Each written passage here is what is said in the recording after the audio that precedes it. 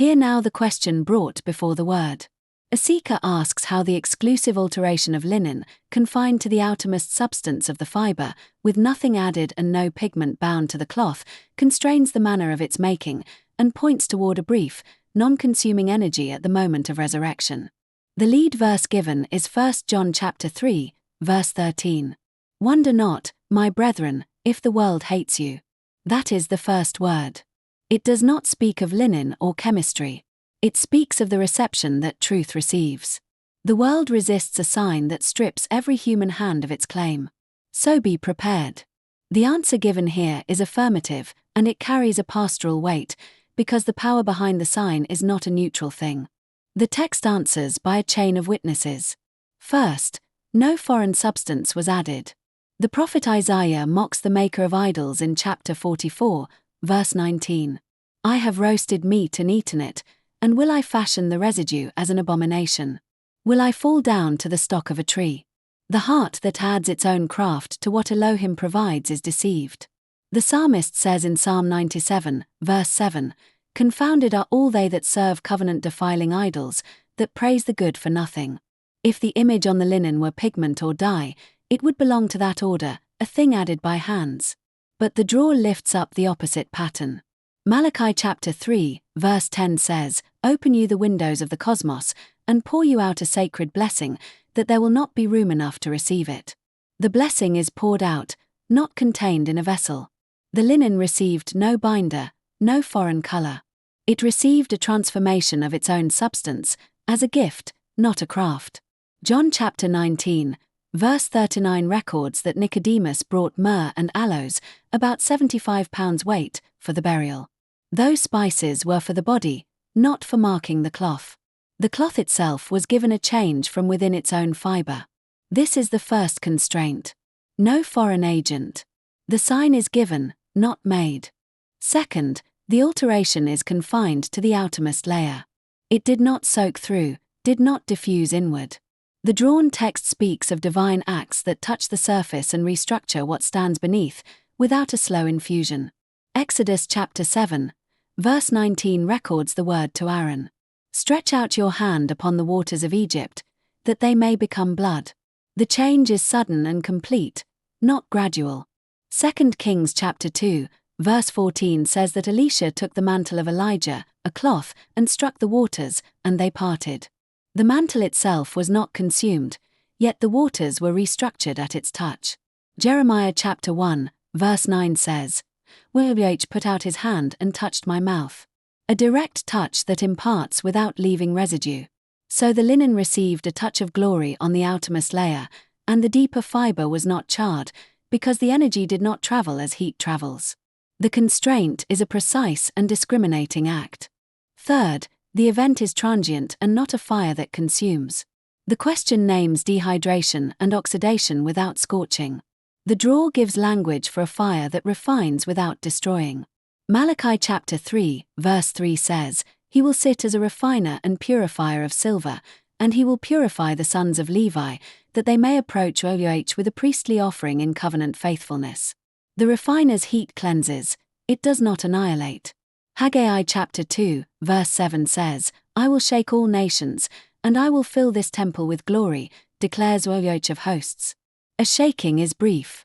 The glory that fills is a luminous presence, not a furnace that burns up the house.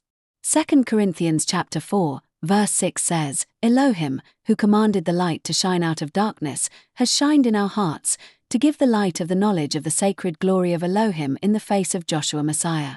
That light is commanded out of darkness. It is not kindled from a lamp. It does not need a burning wick. A transient, non-consuming energy at the resurrection instant fits this sign language. It is the shining of glory through the linen, a light that writes itself into the cloth without a flame. Fourth, the instant is an appointed season.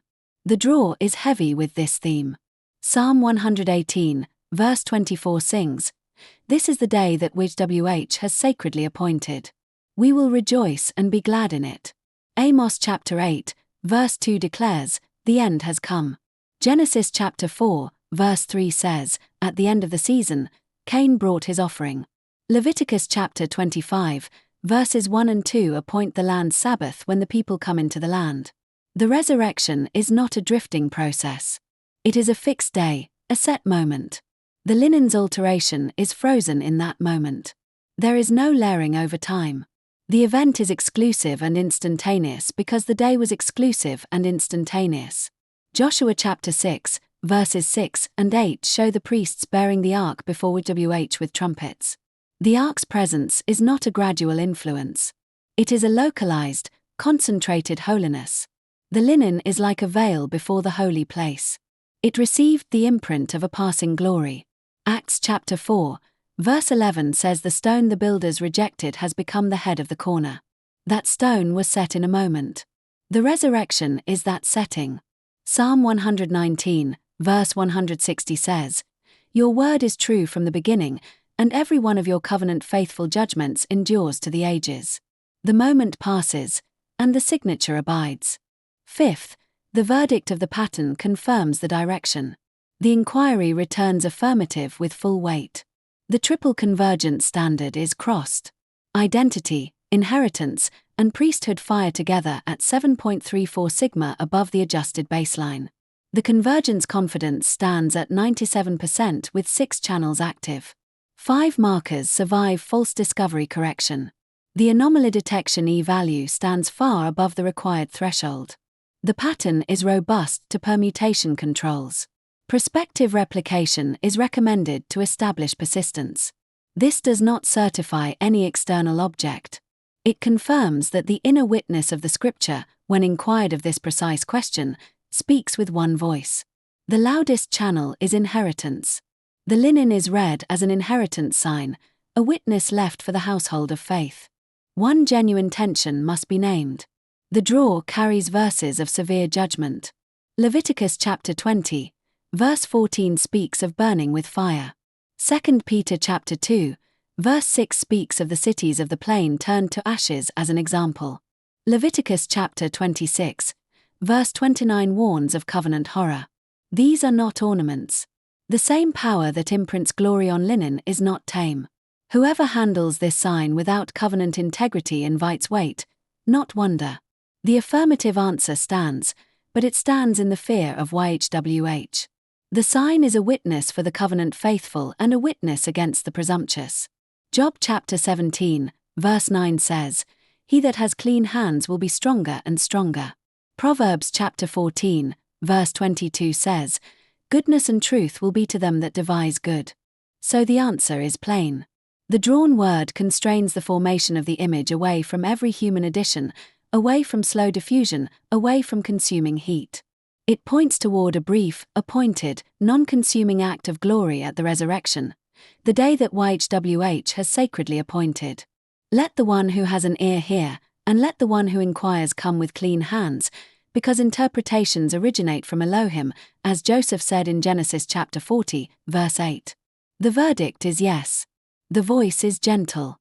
Walk in peace, and do not make the sign an idol. YHWH himself is the inheritance of the priests.